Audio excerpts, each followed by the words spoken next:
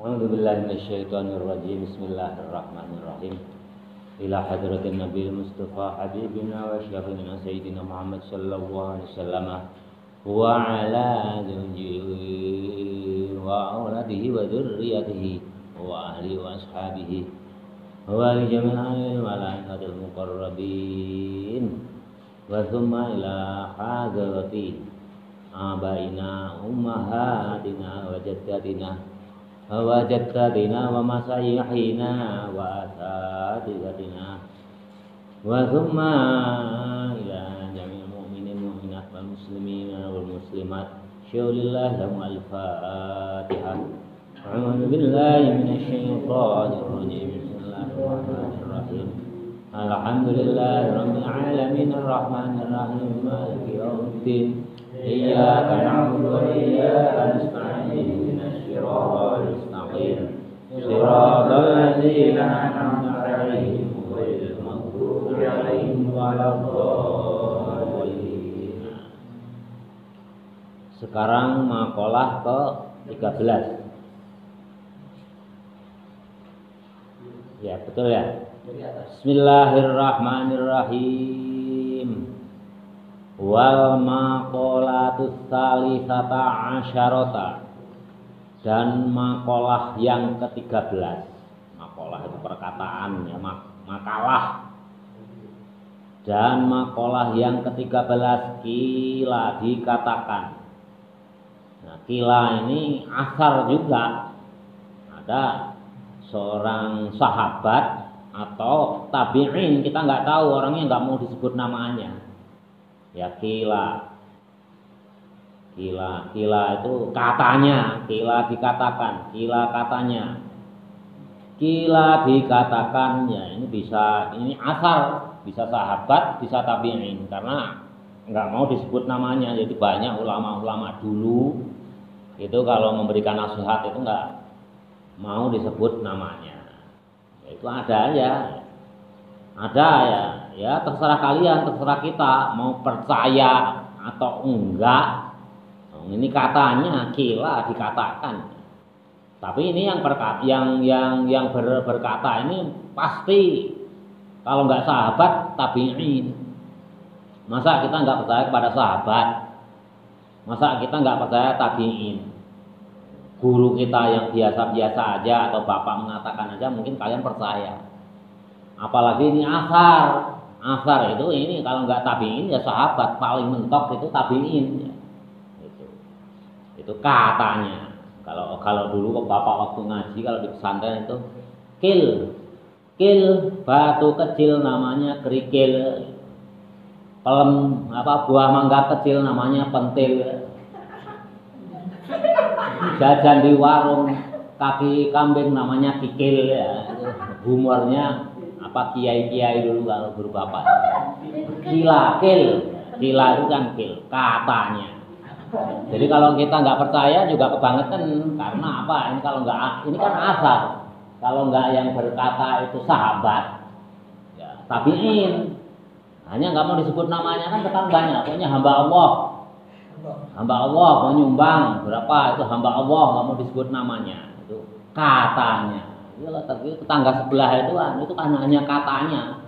Padahal ini udah pasti dijamin kalau yang mengatakan itu kalau nggak sahabat tabi'in. Hanya nggak disebutkan aja, nggak mau disebut namanya. Makanya di sini disampaikan itu kila dikatakan ahamul arifi. Kalau bahasa bahasa Jawa kalau dimaknani oleh bapak itu lucu. Hamul arifi sejo gatine. Hamun itu apa sih? Cita-cita. Kalau disambung ya menjadi hamul arifi. Hamul arifi sejo gatine wong makrifat. Kalau bahasa Jawanya gitu, sejo gatine wong makrifat. Hamul arifi cita-citanya orang yang makrifat. Nah, kemarin kan zuhud sudah dibahas ya. Zuhud itu orang yang menomorduniakan dunia. Dunia itu dianggapnya angin lalu aja, yang penting kita cukup. Kalau udah rumah tangga ya cukup untuk istrinya, cukup untuk anaknya, cukup untuk nyekolahin, mesantainya udah. Nggak mau dia banyak-banyak itu, hanya secukupnya yang kemarin itu udah dibahas itu. Nah sekarang orang makrifat, ada ya orang ahli syar'i, ahli agama, ada istilah zuhud, terus nanti ada apa namanya qorekoh, ada makrifat. Nah ini yang dibahas apa ini? Kila dikatakan hamul arifi, cita-citanya orang yang makrifat. Makrifat itu artinya apa? Arif itu kenal. Orang makrifat itu yang bagaimana? As-sana'u engkang ngalem, yang memuji. Jadi orang makrifat itu ya kerjaannya hanya memuji pada Allah. Ai muradu artinya al-arif, arif billahi kepada Allah. Arif itu kenal, yakni yang dimaksud sana. Hamul arifis sana'u ya. Jadi cita-citanya orang yang makrifat kepada Allah, orang yang kenal kepada Allah itu dia hanya memuji kepada Allah. Ai artinya muradu, yang dikehendaki arif billahi, hanya kenal kepada Allah. As-sana'u dengan cara memuji ala Allah, kepada Allah Ta'ala. Bijamili sifatihi kelawan indai piro-piro sifatnya Allah. Dengan memuji ya beberapa keindahan, bijamili keindahan beberapa sifatnya Allah. Jadi orang yang mengenal makrifat kepada Allah, kalau kalian nanti terjun ke masyarakat mendengar istilah makrifat itu artinya kenal, makrifatullah, kenal kepada Allah. Itu apa cita-citanya? Ya hanya memuji kepada Allah. Udah titik, nggak ada yang lain. Itu derajat yang paling tinggi. Itu derajat yang paling tinggi. Keterangannya bagaimana? Ya kita teruskan. Yakni hanya memuji keindahan beberapa sifatnya Allah. Wa hamuz zahidi, dan adapun cita-citanya orang zuhud. Kalau tadi cita-citanya orang yang makrifat pada Allah, yang arif pada Allah itu hanya memuji. Sekarang orang zuhud itu bagaimana? Nah, zuhud di makalah yang ke-10 itu sudah dijelaskan. Zuhud itu orang yang menomor duakan dunia, menomorduakan harta, hanya secukupnya. Ya, boleh mencari uang, tapi senang kepada uang nggak boleh. Terlalu senang kepada uang nggak boleh. Boleh, ya, pegang uang boleh, banyak juga boleh, dianjurkan malah. Tapi terlalu senang pada uang juga tidak boleh. Itu namanya zuhud. Ya sekedarnya aja. Ngantongin misalkan uang 10.000, ngantongin uang 1 juta boleh, tapi menyenangi, sangat menyenangi nggak boleh. Artinya apa? Anggap aja uang itu seperti koran. Ya, kalau ada orang memerlukan, diminta ya kasih aja. Nyoh, nih saya kasih. Itu orang zuhud. Tapi kalau orang ma'rifatullah, arif kepada Allah, kenal kepada Allah, itu ya hanya memuji. Dia nggak senang pada harta. Waham muzahidi, dan adapun cita-citanya orang yang zuhud, ad-du'a adalah berdoa. Berdoa itu apa sih? Berarti minta. Kalau orang arif ma'rifatullah itu tidak pernah minta pada Allah. Tapi kalau orang zuhud itu masih minta. Ai muradu artinya yang dimaksud ma'ridi, al-ma'ridi berpaling, anizaidi atas tambahan, ala qadril hajati dari sesuai kecukupan hajatnya. Ala qadril hajati. Jadi orang yang zuhud itu yakni orang yang berpaling orang yang berpaling dari tambahan sesuai kebutuhannya. Kalau yang di atas ya pokoknya menomorduakan dunia, pokoknya secukupnya aja. Yang di bawah juga sama. Wahamu zahidi, dan adapun cita-citanya orang zuhud, ad-du'a minta, ai muradu maknanya yang dikehendaki, al-ma'ridi berpaling an zaidi dari minta tambahan, ala qadil hajati dari kebutuhan hajat secukupnya. Minat dunia dari perkara dunia, minat dunia dari urusan dunia. Jadi hanya secukupnya kalau orang zuhud, tapi tetap minta. Orang zuhud itu tetap mau berdoa. Tapi kalau ma'rifatullah, ya, orang kenal kepada Allah, itu kerjaannya hanya memuji. Hanya memuji tok satu aja, nggak ada yang lain. Kalau zuhud itu menomorduakan urusan dunia, tapi tetap minta, tapi tetap mau berdoa kepada Allah. Itu bedanya ya. Biqalbihi dengan hatinya orang zuhud, addu'a minta. Wahwa dan adapun mintanya orang zuhud tadarru'u DP itu apa? Mendekat. Tadarru'u mendekat illallah kepada Allah. Jadi doanya orang zuhud itu mendekat kepada Allah Ta'ala. Disuali dengan meminta sesuatu indahu dari sisi Allah minal khairi dari kebaikan. Li'anna Bapak baca dulu baru ditangin ya. Li'anna hammal arifi dan adapun li'anna hammal arifi dan adapun cita-citanya orang yang ma'rifat. Li'anna hammal arifi dan adapun cita-citanya orang yang ma'rifat, orang yang arif. Kalau orang ada yang namanya arif itu berarti kenal artinya. Ma'rifat kenal, ma'rifatullah berarti kenal kepada Allah. Cita-citanya orang yang ma'rifat, yang kenal Rabbuhu kepada Tuhannya. Sawabun tidak meminta pahala, wal jannatun dan tidak minta surga.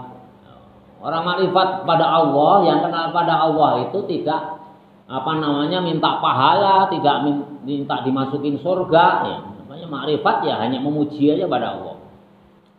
Wahamuz zahidi dan adapun cita-citanya orang yang zuhud, nafsuhu dirinya orang zuhud.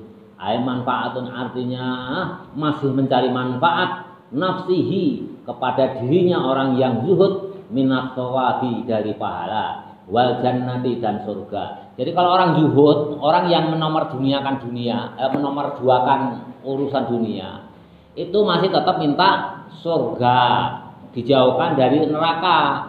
Tapi kalau orang ma'rifatullah, orang yang levelnya tertinggi itu sudah masa bodoh. Saya nggak minta pahala, saya nggak minta surga.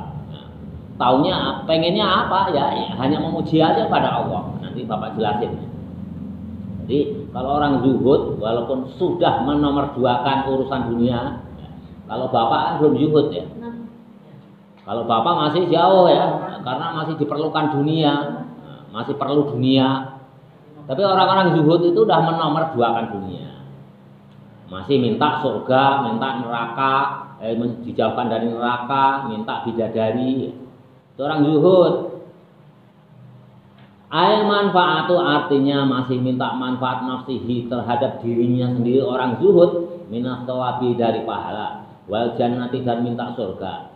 Fafuriko maka dapat dibedakan bainaman antara orang zuhud sama orang yang ma'rifat pada Allah, artinya himmatuhu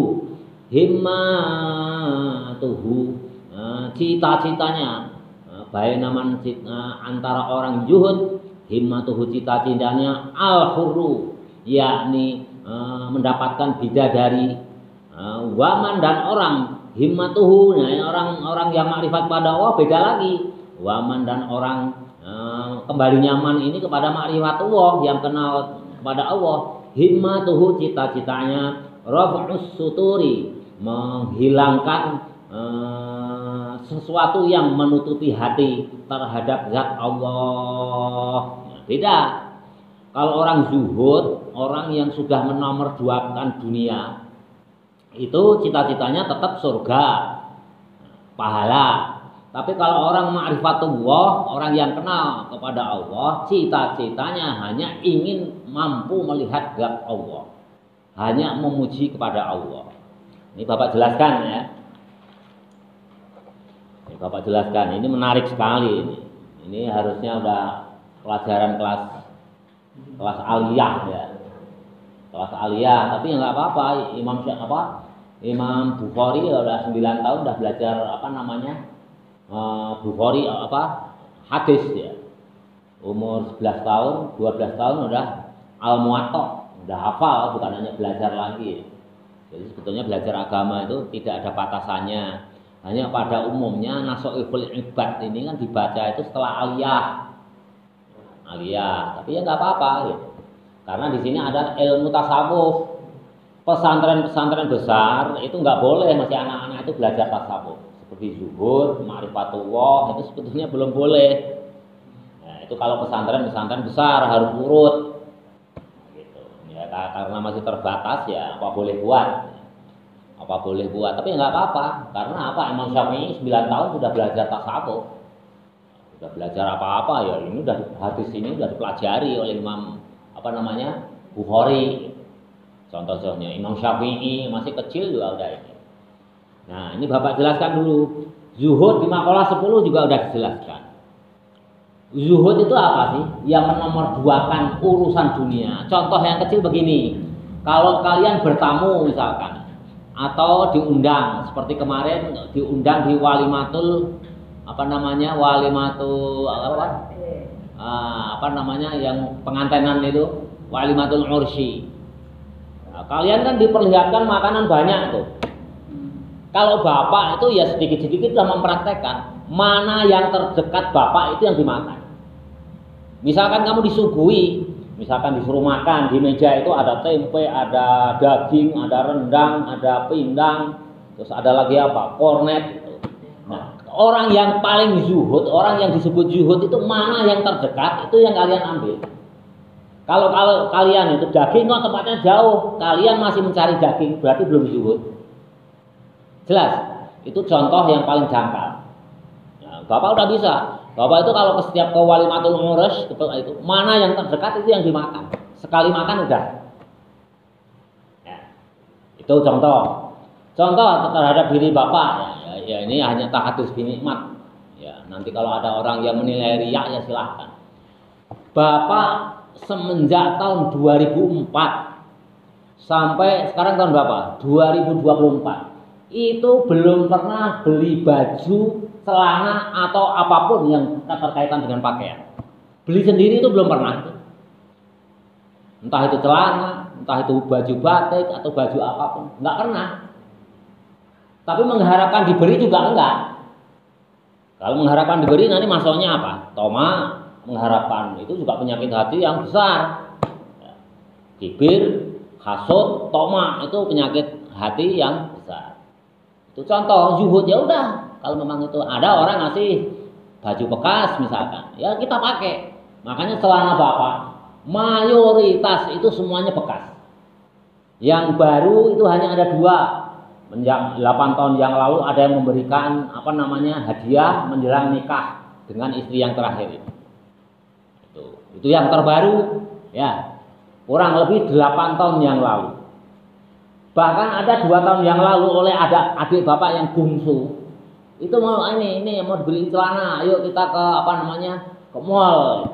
Bapak jawab, udah nggak waktunya kamu ini untuk beli-beli celana itu. Jadi bapak itu kalau diajak yang urusan dunia harus nyari dulu, bapak diajak pasti nggak mau. Tapi kalau diberi mau, ya ini ada celana pakai, pasti mau. Tapi ayo pergi kita ke mall, kita cari celana atau baju. Pasti nolak itu bapak. Karena udah nggak zamannya. Ya dikit-dikit mempraktekkan zuhud. Itu artinya apa? Menomorduakan dunia. Uang suka bapak. Bapak itu bukan pegawai, nggak pernah nggak kerja posisinya. Tapi tiap tahun dapat THR lebaran dari adik, dari saudara, dari keponakan gitu. Tapi ya nggak seneng-seneng amat bapak itu udah menomorduakan dunia, hanya sekedar lewat aja. Habis lebaran uang yang bapak dapatkan dari adik, dari kakak, dari keponakan hanya lewat, habis aja. Ada orangnya ini bantu. Namanya apa? Boleh pegang uang banyak. Orang zuhud itu ada kan, yang kaya raya, Imam Malik itu juga zuhud. Abu Hasan As-Sadzili, terus Abdurrahman bin Auf, Utsman bin Affan, Abu Bakar As-Siddiq itu zuhud, semua orang kaya raya. Tapi hartanya apa ya? Nyah-nyoh kalau orang Jawa. Ketemu orang untuk perjuangan Islam, nyah. Nah, itu kalau orang Sunda apa? Berean. Itu namanya disebut zuhud. Makanya bapak ya dikit-dikit ya supaya naiklah derajatnya itu. Kalau dulu sepanjang sejarah waktu kecil remaja nakal ya masa tuanya ya belajarlah zuhud. Jadi ini benar ditanyakan ke anak bapak itu. Kalau adik bapak yang bungsu itu kalau nggak salah 2 tahun yang lalu itu langsung bapak jawab, bukan zamannya lagi. Kamu ini layaban di mall untuk beli apa namanya baju. Adanya apa pemberian bekas ya kecilin, udah dipakai pantas ya pakai. Nah, itu. Nah, makanya kalau kalian bertamu latih, disuguhin banyak pilihan, ambil yang terdekat. Itu namanya belajar yang paling sederhana terhadap zuhud. Bukannya nggak boleh apa namanya nggak boleh pegang uang, kalian tetap wajib. Karena zuhud di sini apa masih minta kepada Allah, doa itu kan minta. Ud'uni astajib lakum, kata Allah ya. Itu ada perintahnya, itu sebetulnya perintah hanya untuk tata krama. Hanya untuk tata krama. Contoh ya, namanya tata kramanya bagaimana? Tata kramanya kalau anak terhadap orang tua yang ngomong, "Pak, minta uang untuk beli buku," itu tata kramanya. Tapi kalau udah naik levelnya dari zuhud ke arif billah, ma'rifatullah, kelas yang lebih tinggi lagi. Kalau makrifat tadi apa? Nggak pernah itu minta kepada Allah. Doa, ud'uni fastajib lakum, memang perintah Allah dalam Al-Quran itu untuk tata krama. Tapi ada doa, nggak ada doa, Allah pun telah memberikan kepada kita. Kita nggak berdoa pun pasti dikasih oleh Allah. Pengen bukti? Waktu kalian di rahim, di kandungan ibu, memang bisa berdoa. Nggak bisa. Udah dikasih oleh rezeki dari Allah. Dikasih. Bahkan kadang-kadang ya, kalau malam Jumat kalian tidak minta lontong, dikirimi itu bapakmu itu ngirimin lontong ya ke rahim ibumu itu. Ya. Nggak bisa berdoa ya. Doa itu di alam dunia, di alam barzah nggak bisa, di alam kandungan juga nggak bisa. Tapi tetap Allah memberikan rizki kepada hambanya yang tidak berdoa. Contoh konkretnya waktu kalian di alam kandungan. Jadi hakikatnya doa ud'uni. Jadi perintah Allah itu kan macam-macam, ada yang anjuran ya. Ud'uni astajib lakum itu hanya untuk tata krama. Contoh analoginya. Kalau kalian kenal nggak sama bapakmu? Kalau kalian kenal sama bapakmu, ya udah nggak usah pernah ngomong minta.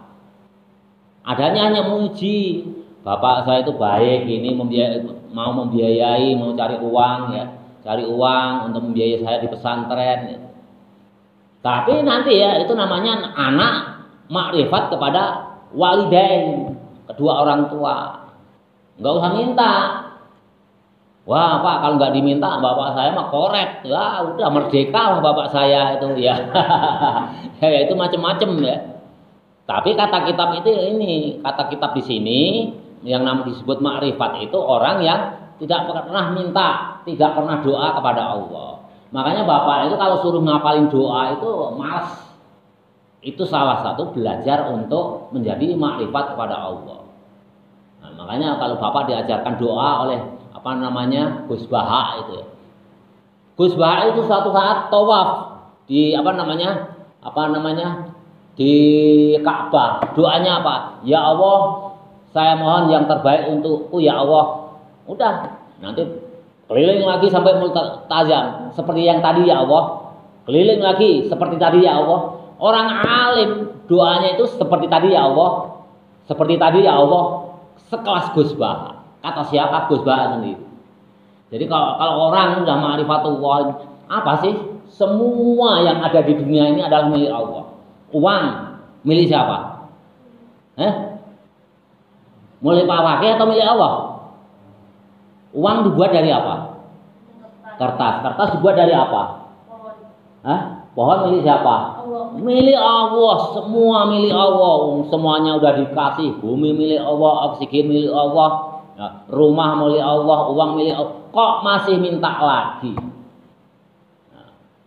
Kalau kata orang kok nggak tahu malu ya? Kalau kata orang Jawa bilang nggak tahu malu. Kalau orang terlalu banyak berdoa, menurut orang yang ma'rifatullah itu orang kok nggak tahu malu. Nah, atau orang yang orang kok serakah. Udah dikasih banyak. Jadi kerjaannya ya, di kitab ini ma'rifatullah atau arif billah itu adalah orang yang kerjaannya hanya memuji kepada Allah. Hanya memuji aja. Apa memujinya? Dengan asmaul husna. Al-Maliku, Al-Qudusu, As-Salamu, Al-Mu'minu, Al-Muhaimin dan seterusnya, Al-Jabbaru, Al-Qaharu. Hanya memuji, zikir, hanya zikir kepada Allah. Jadi tidak pernah meminta kepada Allah. Misalnya lagi, Bapak analogikan. Kalau kalian waktu masih kecil ya, atau ada orang ya orang tua anaknya masih kecil. Kan anak yang kecil itu belum bisa ngomong. Ya, belum bisa minta kan? Belum bisa ngomong, belum bisa minta kepada kedua orang tuanya, diajak jalan-jalan ke alun-alun Bandung. Tapi karena orang tua ini makrifat kenal kepada anaknya, nggak usah diminta pun dikasih. Oh, ini sudah waktunya mimi susu, nenek susu, dikasih susu. Oh, ini sudah waktunya makan siang, pasti di minggir ke kaki lima jajan bakso atau jajan soto. Itu namanya orang tua kenal kepada anak. Ada juga, makanya kalau nanti kalian menjadi suami istri, udah punya istri ya, kalian harus bersyukur kalau istri kamu itu makrifat pada suami. Jadi selamanya nggak akan pernah minta ya. Tapi kalau kalian koret ya sangat celakalah istrimu kan gitu ya. Tapi kalau seorang suami yang makrifat kepada istrinya ya nggak usah diminta pun, istri nggak usah minta kok. Istri saya kurus. Oh, ini berarti sakit, ini obatin. Atau kurang makannya ya tambah gizinya. Kurang rezekinya, kalian kerja keras. Zuhud itu ya, yang tidak boleh ini terlalu senang terhadap dunia. Itu kalau terlalu senang pada dunia nanti ada penjelasannya di belakang. Berarti kalian belum bisa zuhud. Nah, jadi zuhud itu bukan berarti tidak boleh pegang uang, boleh, dianjurkan banyak. Tapi kalau sudah pegang nyoh. Jadi bapak itu ya kalau selama ini pegang uang mungkin orang lain, oh dikasih ini saudara-saudaranya banyak berjuta-juta ya, hanya jalan aja, melipat gandakan dari pahala daripada saudara. Ya, kalau ngasih bapak ya lewat, ya udah dikasih ya terserah bapak lah, mau sedekahin lagi, mau ini. Kadang-kadang ada yang mencela, oh pak, sok kaya, sok ini, ya itulah orang yang sudah menomorduakan dunia. Jadi bapak, wallahi semenjak tahun 2004 ditinggal mati oleh istri pertama. Baru kemarin itu bapak punya himmah itu, karena ya memang sendalnya udah jelek semua. Sendal pun selama 20 tahun itu nggak pernah mempunyai rasa timbul pengen beli sendal baru. Baru kemarin nggak tahu, gara-gara HP ada promosi, muncul promosi ya. Nah, sendal baru, makanya HP itu kadang-kadang menyengsarakan kita. Selama 20 tahun bapak bisa mencegah, kemarin timbul rasa atau hasrat keinginan beli sendal baru, akhirnya beli itu bapak 108.000. Selama 20 tahun baju nggak pernah, celana nggak pernah, sarung nggak pernah, sendal pun nggak punya. Mayoritas barang bekas, banyak yang baru juga, tapi banyak setiap lebaran juga ada aja yang baru, itu ada aja, entah itu baju batik, baju biasa. Celana, kalau celana kayaknya belum pernah, lebaran belum ada. Selama 24 tahun itu baru 2 celana, itu pun yang dua-duanya yang membelikan itu menantu ya. Nggak ada niatan beli sendiri dari orang lain, nggak ada, alhamdulillah. Selama 20 tahun bisa nggak kalian berarti begitu ya? Nah ada itu Pak, ada yang bekas ya. Celana ini aja pemberian ini pemberian Pak Haji ini, nggak tahu berapa tahun yang lalu. Bapak itu kan sebetulnya malu pakai baju baru, makanya jarang bapak pakai baju baru. Malu kepada siapa? Orang yang di bawah kita. Mau makan aja susah, kita pakai baju baru. Ini nggak tahu ini, 3 atau 4 tahun yang lalu baru bapak pakai. Biasanya kalau udah lusuh itu baru. Biasanya pakai Jumatan gitu. Ya. Itulah orang-orang yang zuhud. Berbeda dengan ma'rifatullah. Kalau ma'rifatullah hanya zikir dan zikir. Jelas? Sambung lagi ya. Bismillahirrahmanirrahim. Harusnya 2 makalah lagi.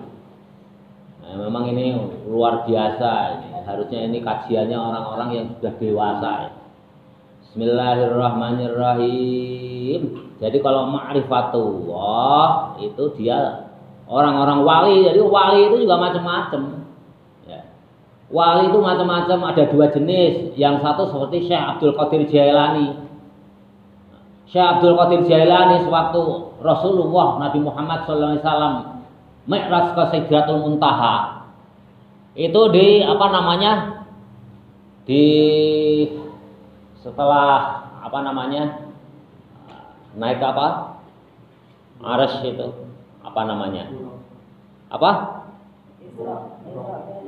ya, naik ke langit ke ya sebelum Sidratul Muntaha itu yang batasnya malaikat aja nggak mampu, itu akan terbakar. Itu ketemu melihat di kejauhan itu. Ya Allah, itu apa itu? Ada cahaya kelap-kelip di kejauhan, kadang kelihatan, kadang enggak. Apakah itu malaikat? Ya Allah, bukan. Malaikat enggak akan mampu sampai ke Sidratul Muntaha sini. Ya. Istawa, di mustawa sana. Di mustawa ya. Mustawa naik lagi ke Arsy. Nah, di mustawa itu berwawancara dengan Allah. Ya Allah, itu di kejauhan ada sinar kelap-kelip, kadang kelihatan, kadang enggak. Apakah itu malaikat? Ya Allah, bukan. Apakah itu nabi? Bukan. Tanya aja sendiri kamu ke sana. Hanya ditanya. Dekati, dipanggil, dekat. Ya fulan, kamu siapa? Menjawab. Yang sinar kejauhan tadi. Ya Rasul, Nabi Muhammad SAW, saya ini cucumu ya Rasul. Padahal Syekh Abdul Qadir Jailani itu belum lahir, masih ratusan tahun belum lahir. Siapa? Syekh Abdul Qadir Jailani ya Rasul, cucumu. Ini masih berupa roh. Ingat nggak? Nah, Nabi Adam keluar dari surga, di punggungnya ada roh. Rohnya Syekh Abdul Qadir Jailani ini yang bicara. Menemui pada kakeknya. Sedangkan Abdul Qadir Jailani sendiri belum lahir ke dunia. Nah, sinarmu mencorong, kadang kelihatan, kadang enggak. Ya Rasul, lantas apa? Waktu mau naik ke Sidratul Muntaha, Syekh Abdul Qadir Jailani menawarkan, ya Rasulullah, kamu hendaknya menapak di punggungku ya Rasul, nginjak punggungku untuk naik ke Sidratul Muntaha, dan aku akan kakiku akan menaiki pundaknya seluruh aulia dunia. Jadi para wali seluruh dunia itu dikumpulkan. Syekh Abdul Qadir Jailani itu napak di pundaknya wali-wali itu. Sedangkan Nabi Muhammad suruh menginjak punggungnya Syekh Abdul Qadir Jailani untuk naik ke Sidratul Muntaha.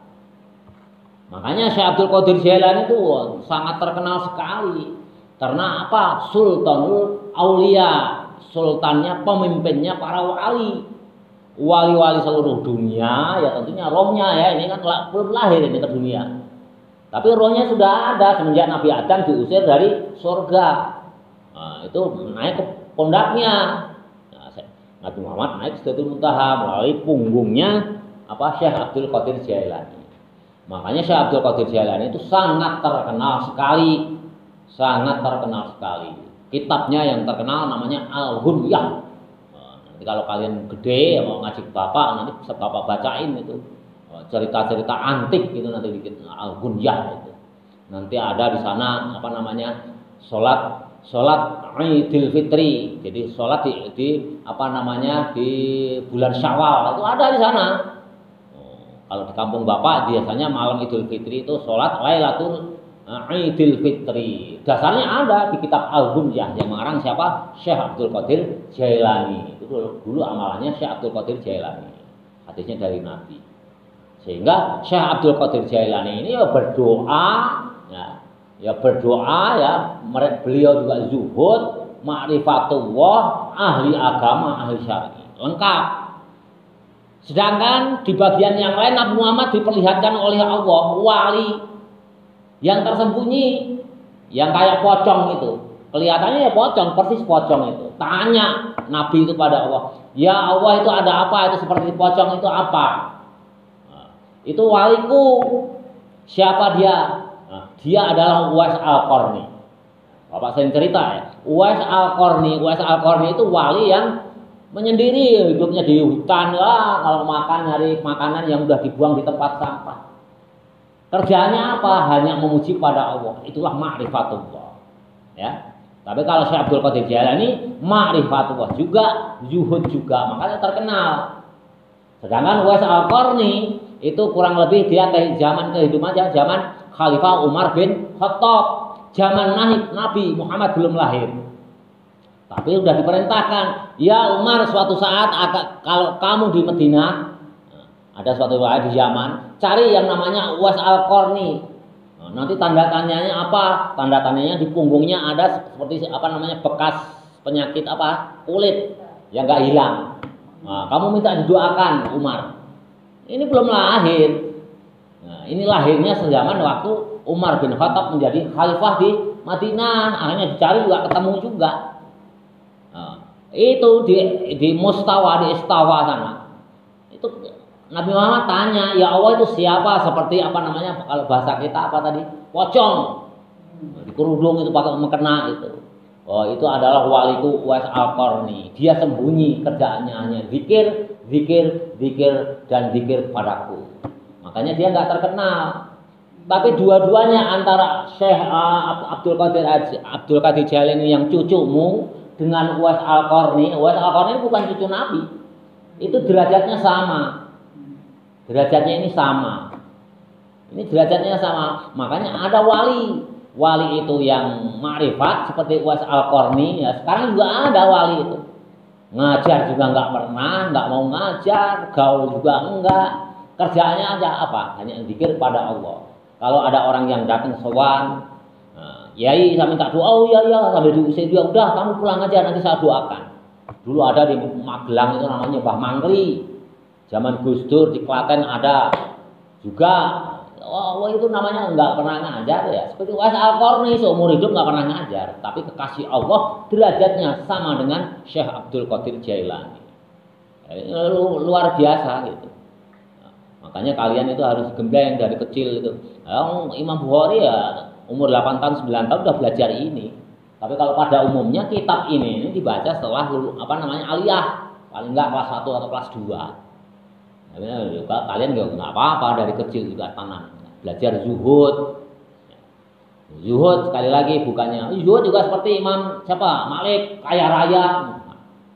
Kalau zuhud semua bagaimana nanti kalau kita berjuang ada perang uang langsung habis ya nggak ada modal ya kalah terus ya, makanya harus dibagi-bagi, ada yang zuhud, ada yang ahli syar'i yang mau ngajar. Mau cari uang sebanyak-banyaknya, dikumpulin, ditabung. Nah, kalau ada perjuangan, ada uang. Tapi kalau semuanya zuhud juga jelek. Semuanya ma'rifatullah juga jelek. Tapi kalau semuanya ahli syariat Islam, ahli syar'i, ahli fikih, ya kurang bagus. Itu bukan jelek, kurang bagus. Semuanya harus ada. Bukannya jelek ya, maaf, kurang bagus. Yang ahli fikih, ahli fuqaha, ahli hukum juga harus ada, yang ahli tarekat harus ada, ahli makrifat juga ada, ahli zuhud juga ada. Jelas ya? Indah namanya hidup ini indah. Makanya kalian belajar. Bapak itu 20 tahun bayangin bisa menahan tidak pernah beli baju, tidak pernah beli sendal. Ya 2 tahun yang lalu atau 3 tahun yang lalu ada bapak yang bungsu itu nawarin itu, udah nggak waktunya lah. Tapi kalau ini dibawain misalnya kalian ada yang salah satu, ini Pak Waki ada celana pakai, mau? Ayo Pak Waki tak beli celana 5, enggak. Ada orang, ayo tak beliin mobil, enggak mau. Pasti Bapak tolak. Tapi kalau ada orang nganterin ini Pak Waki silakan mobil ini dipakai, mau. Orang zuhud itu ya, itu dunia itu harus dicari, kalian wajib nyari. Tapi kalau terlalu senang terhadap dunia juga nggak boleh. Itu zuhud. Nanti di bawah ada keterangan lagi. Bismillahirrahmanirrahim. Wal maqalatur rabi'ata asyrata, dan makalah yang ke-14 an ba'dil hukama'i, setengah dari ahli hikmah. Ini ahli hikmah juga nggak jelas siapa yang berkata. Tapi ini kalau nggak tabi'in juga pasti sahabat, karena yang termaksud di sini dijamin oleh Imam Ibnu Hajar Al-Asqalani ini adalah berupa asar. Asar itu bukan hadis, hanya nggak jelas saja. An ba'dil hukama'i, dari orang yang ahli hikmah. Atiba'il qulubi, artinya dari orang yang ahli mengobati hati. Wahum, dan mereka auliya'i, adalah kekasih Allah. Nah, ini kata juga, kata wali juga ini. Kalau nggak sahabat tabi'in. Man tawahama, man orang tawahama yang mempunyai keyakinan, annalahu, sesungguhnya bagi dia waliyan ada annalahu, ada baginya. Jadi seseorang itu menyangka, mantawahama, barang siapa menyangka, annalahu, baginya waliyan, ada wali, ada wakil, ada kekasih, yang lebih utama minallahi, dari Allah, qallat, maka dia sedikit ma'rifatnya, orang yang percaya ada kekasih, ada wali selain Allah, billahi, dengan Allah. Jadi kalau ada orang yang percaya, orang yang kuat, orang yang mampu selain Allah, itu berarti dia sedikit sekali kenalnya kepada Allah. Ada enggak? Banyak orang yang nggak pede, mau pergi nggak punya uang, waduh gini gimana? Ya, apalagi mau nyantri, modalnya sedikit, ini gimana? Wah, ragu-ragu. Itu artinya dia masih percaya terhadap uang itu lebih kuat daripada percaya pada Allah. Jelas? Itu pada ngantuk nggak? 1, 2, 3, mau diterusin nggak nih? Ini yang kelas 3 ya? Tuh, udah ngantuk, udah tiba, mau diterusin nggak ngajinya? Padahal dia nggak belajar. Itu bangunin itu. Tuh, Jidan. Ayo bangun. Sambung lagi. Makrifat pada Allah ditinggal tidur. Berarti apa? Qolat, hanya sedikit makrifat kepada Allah. Jadi kalau kalian masih mengira ada kekuatan yang lebih besar selain Allah, lebih besar ya, selain Allah, itu berarti kalian itu mengenal kepada Allah itu baru sedikit, belum banyak. Wa makna, dan artinya, mandonna, barang siapa yang menyangka, annalahu, bahwa baginya nasiran, pertolongan, akroba, lebih dekat minallahi, dari Allah. Kalau ada menyangka ada orang yang menolong ya, yang menolong itu lebih hebat dibandingkan Allah, dia sangkaannya gitu. Waduh, ada misalkan si fulan beberapa hari yang lalu dikasih uang 10 juta oleh orang. Waduh, kalau saya nggak ditolong oleh orang itu tentu saya udah mati, udah celaka. Berarti apa? Menganggap bahwa dia itu lebih kuat daripada Allah. Nah, itu berarti masih sedikit pengertiannya kepada Allah, kenalnya kepada Allah itu masih sedikit. Wa aksaro, dan lebih banyak, nusrotan, karena memberikan pertolongan, minhu, kepada orang yang tadi ya, jadi menganggap bahwa pertolongan Allah itu lebih sedikit atau masih banyak pertolongan manusia itu lebih hebat. Itu berarti belum makrifat pada Allah. Toh seandainya disebut makrifat kepada Allah, taunya baru sedikit. Oh, Allah itu adalah Tuhan saya yang sembah. Udah aja. Kalian kan nggak yakin, kalau nggak ditolong orang pasti saya celaka. Salah gitu. Udah percaya dia pada Allah. Orang itu ya, pertolongan orang itu juga dari Allah hakikatnya. Karena orang itu digerakkan oleh Allah supaya menolong kalian, menolong Anda. Hakikatnya yang menolong itu Allah. Karena apa? Yang punya hati ini kan Allah. Yang menggerakkan hati ini Allah. Bismillahirrahmanirrahim. Fa innahu maka sesungguhnya orang yang menganggap ada yang hebat selain Allah, lam ya'rifu wa tidak mengenal Allah taala, artinya tidak mengenal Allah taala. Wa man tawahhama dan barang siapa yang menyangka annallahu baginya aduban musuh dan lebih besar min nafsihi dari dirinya sendiri, qolat maka sangat sedikit ma'rifatuhu dia mengenal musuh binafsihi kepada dirinya sendiri. Jadi kalau kalian masih mengakui ada musuh yang lebih besar dibandingkan dengan nafsu kamu sendiri. Nafsu yang paling besar itu siapa sih kalau menurut agama? Diri kita sendiri, nafsu kita sendiri. Kalau kalian berpendapat ada musuh yang lebih besar dari nafsumu, berarti kalian belum mengenal pada dirimu sendiri, belum makrifat kepada dirimu sendiri.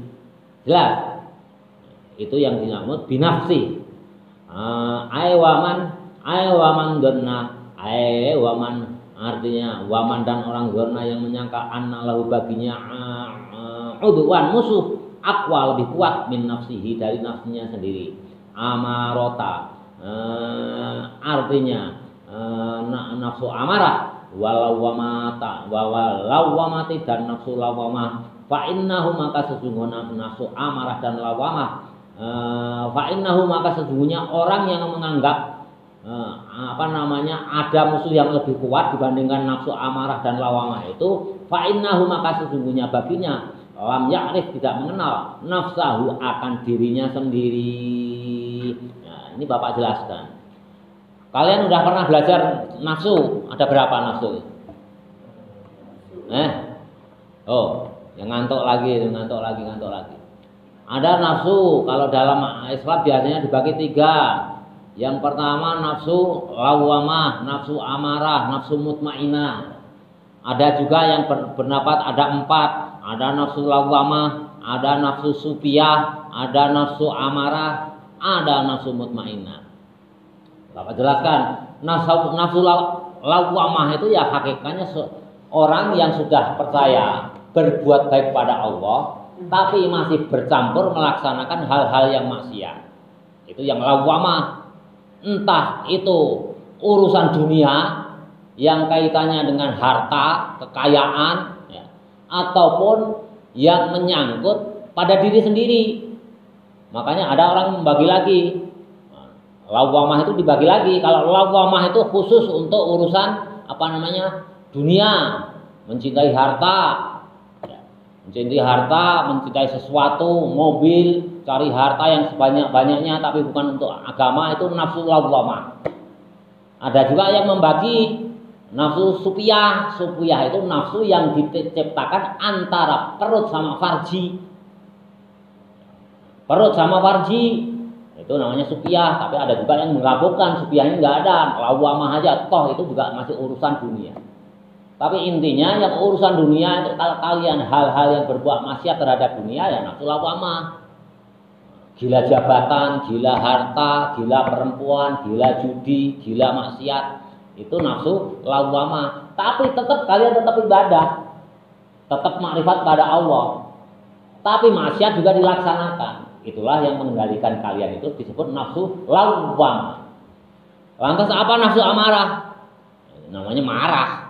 Marah itu apa? Riya, sombong, kikil, bakhil, ya itulah. Apa sedikit disinggung, marah, nggak mau saya direndahkan. Riya, kalau nggak saya yang menyumbang, kalau nggak ada saya yang membantu, ya. Kalian nggak bisa hidup enak sekarang. Dulu saya bantu, hingga kamu sekarang jadi kaya raya. Itu namanya nafsu amarah, riya, kibir. Ya. Itu. Hati-hati, paling tinggi dosa adalah dosa kibir. Karena Nabi Adam keluarkan dari surga itu gara-gara kemarin sudah dibahas ya. Nah, itu kalau hanya yang timbul dari hanya nafsu kita itu masih mudah diampuni. Nah, yurja maghfirah dari ampunan dari Allah Ta'ala. Ada di surat apa itu? Di Quran itu. Wasari'u ila maghfirati rabbikum wa jannatin 'arduhas samawati wal ard uiddat lil muttaqin. Istighfar udah, tapi kalau udah sombong, udah berat. Kayak iblis itu kan dimasuk neraka selama-lamanya karena sombong. Nomor 2 apa? Hasud. Nomor 3 apa? Toma. Itu penyakit itu ranking itu pokoknya kalian hindari lah. Ya kalau hanya ria-ria sedikit namanya manusia. Innal insana mahalul khata wan nisyan. Jadi kadang-kadang antara keteladanan dengan ria itu tipis. Kalau Bapak seperti menyampaikan ya 20 tahun nggak boleh, mungkin ada riaknya ya wallahu alam. Tapi kalau untuk menjelaskan kepada kalian itu contoh apa lagi? Coba. Nggak apa-apa. Nah, itu tipis ya, tapi kan riaknya sekali nggak apa-apa lah. Misalkan itu tadi riak, anggap aja riak ya. Bapak riak, ya, dosanya sekali istighfar selesai. Tapi pahala Bapak selama 20 tahun menjalani zuhud itu kan banyak. Nah, nanti ditimbang oleh Allah, banyak mana riaknya sama zuhudnya ini fakih ini kan.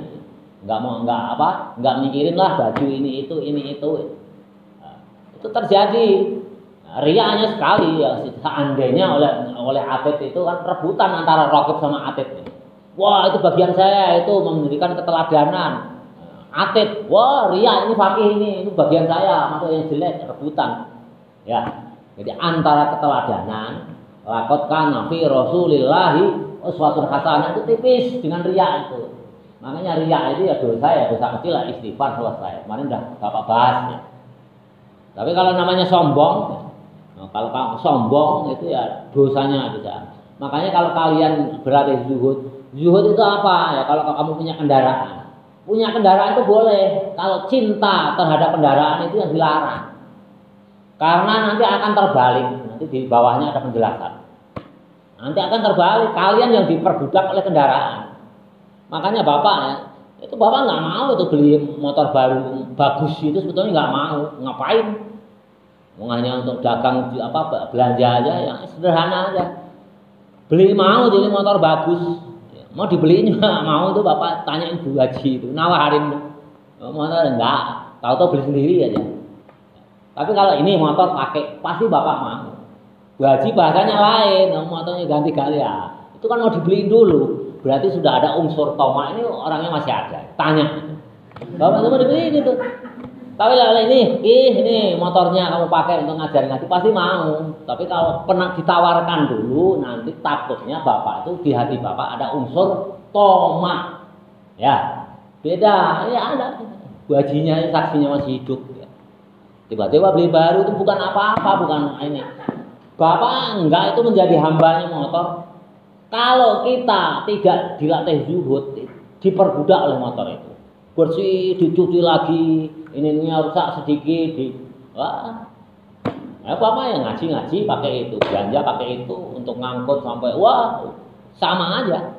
Karena apa? Dunia itu nomor 2. Nah, kalau kalian sudah bisa naik aja sama zuhud aja, ya udah lumayan lah. Nah, dunia itu nomor 2.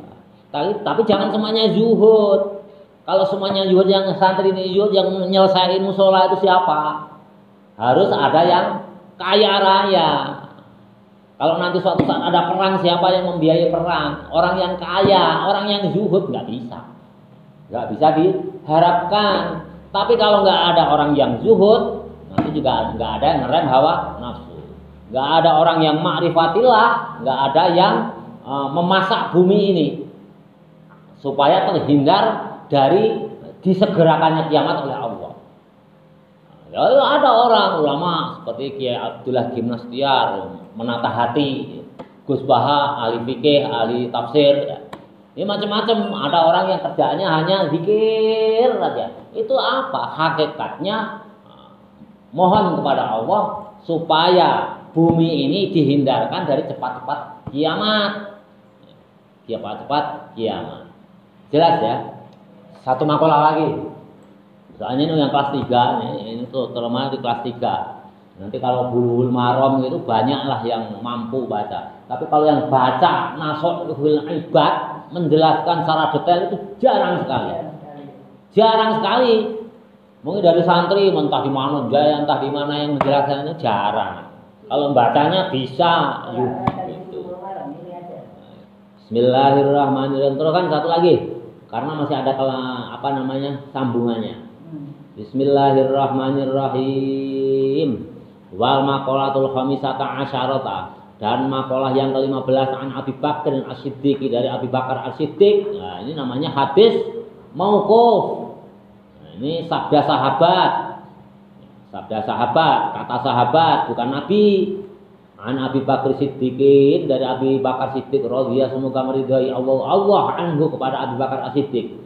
Fi qaulihi ta'ala, di dalam firman-Nya Allah taala. Nah, berarti Abu Bakar As-Siddiq ini menyampaikan, beliau berkata menyampaikan Al-Qur'an, menyampaikan firman-Nya Allah taala.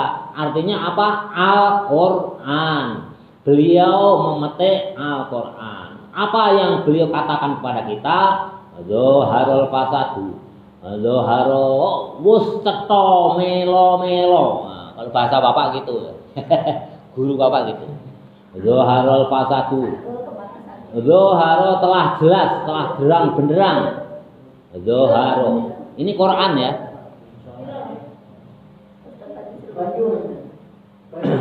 Zoharo telah jelas, telah terang benderang al-fasadu, kerusakan. Ini menarik sekali, ini Quran. Ini kata Abu Bakar ini ya, memetik Al-Quran. Fil bari, zoharo telah jelas al-fasadu, kerusakan fil bari, di daratan, wal bahri, di lautan. Nah, ini Quran dipetik oleh Abu Bakar. Ini Quran ini ya, dipetik, nanti cari sendiri zoharo al-fasadu itu di ayat apa, di surat apa, kalian cari. Pasti ketemu, pasti. Nah, kalau kalian nggak nyari, nggak bisa ketemu, datang ke rumah bapak ya. Bawa rokok 5 bungkus, gula ya, yang banyak. Nanti bapak tunjukin, enak aja santri kok pengennya disuapin terus. Ya. Nah, jelasin ya, ini. Humor itu ya humor, untuk selingan aja. Jadi Allah berfirman, zoharul fasadu, telah terang benderang al fasadu, kerusakan fil barri, di daratan, wal bahri, dan di lautan. Ini apa? Tafsir kamu apa? Rusak di daratan itu apa sih kalau menurut tafsir kalian? Apa? Hah? Gempa bumi, apalagi gunung-gunung dikeruk ya. Gunung-gunung dikeruk, terus apa? Hutan-hutan dibabat, dipotong gitu ya. Itu menurut kita orang awam. Kalau di laut, kerusakan di laut, ini kata Quran ini loh. Allah yang berfirman, zohar telah jelas. Apa itu? Misalkan tsunami, boleh ada tsunami, nggak rusak, nanti normal lagi. Apa? Kimia, bahan kimia ya. Bom nuklir, bom misalkan. Terus ada dari daratan, ini kimia-kimia masuk ke laut sehingga ikan-ikan keracunan ya. Itu bahaya dimakan oleh kita. Itu kan bahaya, bayangan kita, kerusakan darat atau lautan. Menurut tafsir sahabat Abu Bakar bagaimana? Ayo kita apa namanya? Sebetulnya ini menarik sekali. Ini tafsirnya Abu Bakar. Lain dengan tafsirnya kita. Bismillahirrahmanirrahim. Qala berkata, ya. Ini Abu Bakrin. Akhirnya Abu Bakar menafsiri. Qala berkata Abu Bakrin, artinya Abu Bakar yang berkata fi tafsiri, dalam tafsirnya, dzalika yang demikian itu. Jadi Abu Bakar menafsirkan telah terang benderang kerusakan di daratan, di lautan itu adalah sebagai berikut. Yang pertama, al baru di daratan. Darat itu apa sih? Tafsirnya sahabat Abu Bakar, huwa yaitu alisanul lesan. Kan jauh panggang dari api. Ya, kalau kita rusak di daratan itu ya rusaknya gunung-gunung karena di bulldozer. Nah, ya, yang tadi sudah disebut ya, nggak usah diulang ya. Tapi kalau menurut Abu Bakar, al baru di daratan, huwa yakni kerusakan di daratan, al lisanu itu lesan. Wal bahru, dan kerusakan di laut, huwa yaitu kerusakan di laut, al qalbu itu di hati. Fa iza fasada, maka tatkalanya rusak al lisanul lisan bi sabbi, mahalan bi sabbi, karena berkata-kata jorok. Mahalan contohnya anjing, babi. Itu namanya apa? Bi sabbi. Ya, sekarang sudah terjadi belum? Banyak itu santri-santri di masjid Bapak pulang ngaji itu anjing, goblok, babi. Nah, ini ya, memang harus disampaikan dengan jelas. Kalau kata-kata ini nggak Bapak petik, kalian nggak akan bisa dengan kata-kata yang jorok, misung, bisa kelawan misuwe para manungsa. Pisuh-pisuan, kalau misuh itu kalau dia ya misuh. Kata-kata jorok, anjing, goblok, babi, lonte. Wah itu Pak, kalau dunia udah itulah namanya kerusakan di darat. Itu menurut Abu Bakar. Abu Bakar loh, jangan main-main ini yang menafsirkan ayat ini Abu Bakar. Bukan ulama ya, bukan ulama tabi'in, bukan fakih, tapi siapa?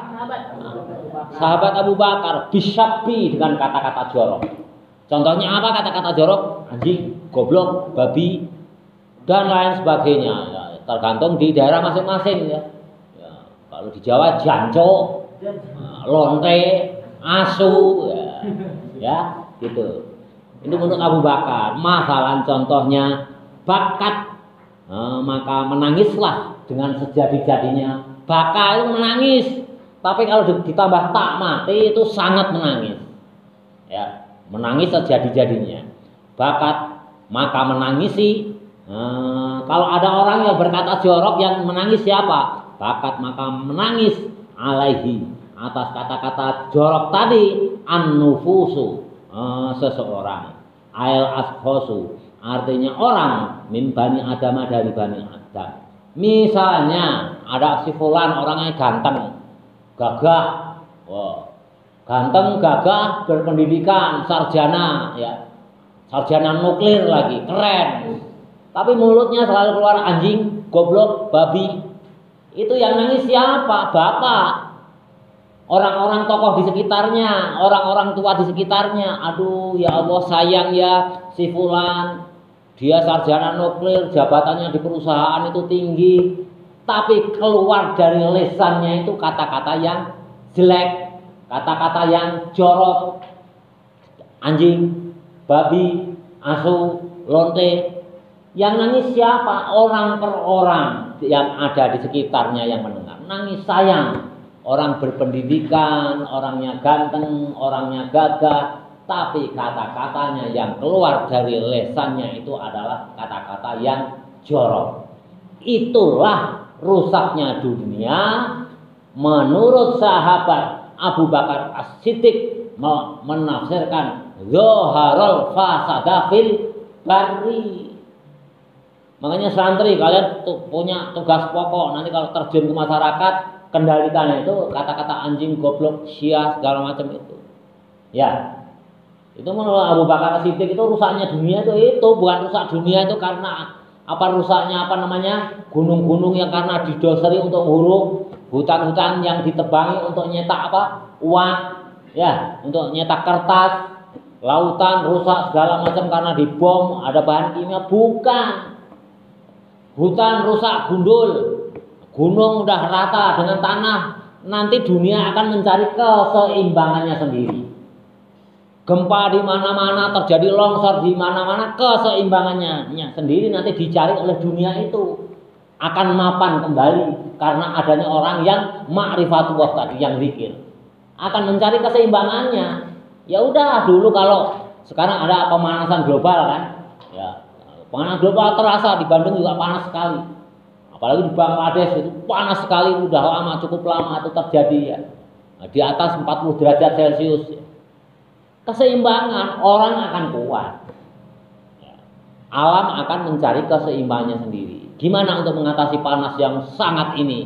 Dulu di Bandung maksimal hanya 26, sekarang sampai 32. Nah, pasang kipas, pasang AC, ya. Keseimbangannya akan tercipta kembali. Siapa yang mendorong terciptanya keseimbangan dunia kembali ini? Orang yang ma'rifatullah, orang yang ahli zuhud. Bukan orang yang ahli fikih.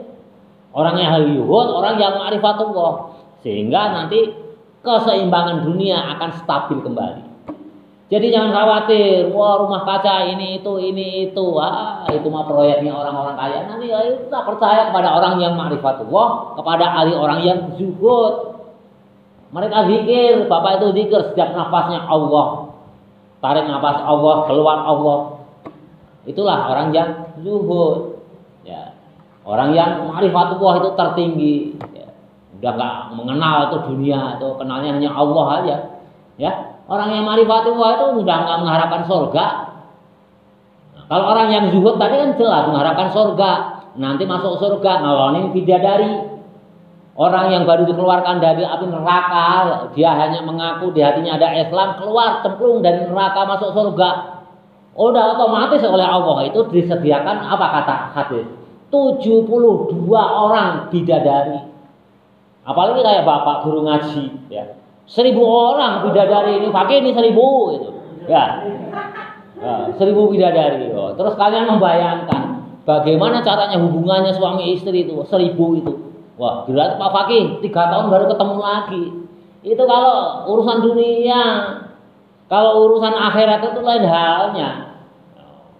Itu kalau urusan dunia kamu bayangkan kalau dulu ya kalian mau menghidupkan apa namanya? Coba aja PLN. Untuk mematikan listrik seluruh Indonesia ini repot nggak? Gampang, ceklek satu kali mati semua seluruh Indonesia. Saklar pusatnya sana, ceklek mati. Nah, begitu juga nanti di surga. Orang, ya, seorang suami atau sebaliknya seorang istri diberikan bidadara ya. Sebaliknya istri 1000, wah nanti nunggu 3 tahun baru ketemu lagi. Nunggu, waduh membosankan kan, bayangannya enggak.